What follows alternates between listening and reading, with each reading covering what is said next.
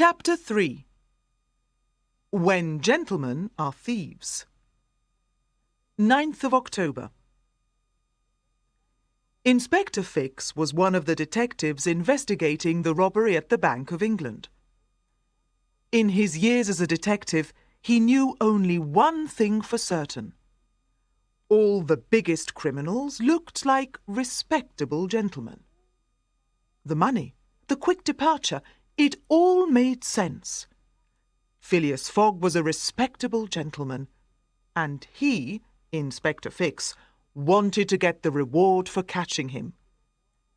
He soon discovered that Phileas Fogg was on the Mongolia, a ship that sailed from Brindisi in Italy to Bombay in India. Our detective decided to look carefully at all the people getting on and off the Mongolia. On Wednesday, the 9th of October, Inspector Fix saw Phileas Fogg and his manservant as they arrived in the Suez Canal. "So, there's our thief," he whispered. "All I need to do now is to tell Scotland Yard and wait for a warrant for his arrest, and then the reward is mine." Fix decided to speak to Fogg's manservant.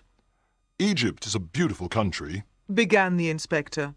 "Yes, that's true, but we are travelling so quickly," replied Passepartout. "Why are you travelling so quickly?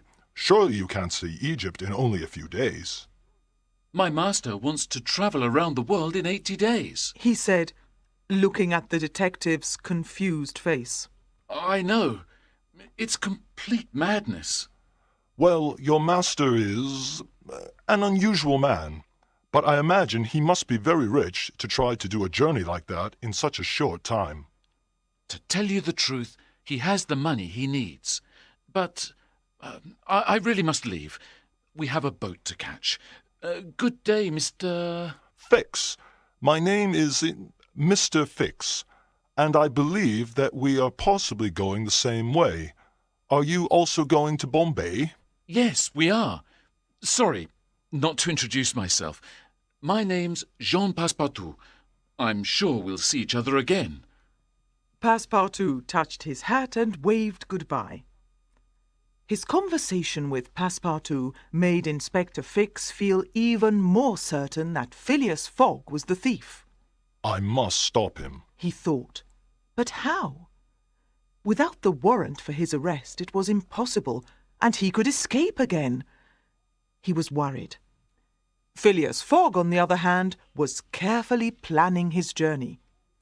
He kept detailed notes of the date, the length of each part of the journey, the time, and the places they stopped in. On the 10th of October, the ship left Suez for the next stop, Bombay. The sea was rough, but Phileas Fogg was not worried, and soon found people on the ship to play cards with. On the 20th of October, they arrived in Bombay. Phileas Fogg and his manservant left the ship and went to the station to catch the train to Calcutta. On their way there, Passepartout began to think about his master's bet. He felt worried. Yes, it was true, they were 2 days early, but anything could still happen. The train left Bombay on time. 3 days later, the train stopped at a small village. Passepartout heard the train driver shout, "Everyone must get off. The railway line ends here." The railway line from Bombay to Calcutta was not yet finished. The passengers had to travel to the next station, Allahabad, on their own. People who often travelled between the two towns were quick to find a way to continue their journey. Among the different types of transport there were little carts pulled by cows and ponies, and rickshaws pulled by bicycles or the men from the village.